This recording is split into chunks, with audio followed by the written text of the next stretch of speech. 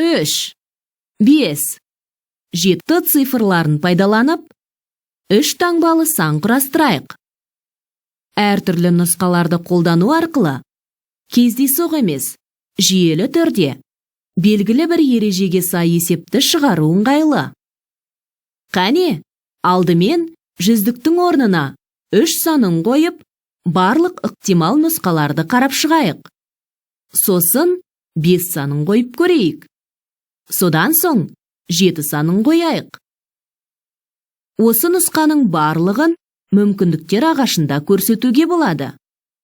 Мүмкіндіктер ағашының бойындағы әрбір жол шешімдердің біреуіне сәйкес келеді. Нұсқалар саны ағаш бұтақтарының санына немесе соңғы қатардағы нүктелер санына сәйкес келеді. Мүмкіндіктер ағашын құрап көрейік. Жиһаз дүкенінде 3 түрлі қоңыр, сор және жасылмен қапталған арқалығы бар орындықтар және 2 түрлі дөңгелек және шаршы журнал үстелі бар. Бізге бір арқалығы бар орындық пен бір журнал үстелін сатып алу керек.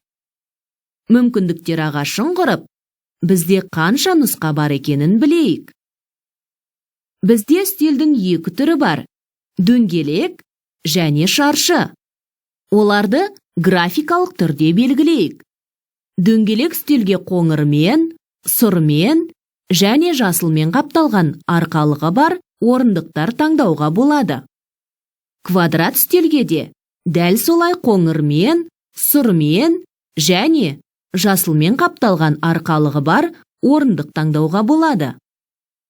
Соңғы жолдағы нүктелер санын немесе ағаш тармақтарының санын санап, осындай 6 нұсқаны анықтаймыз.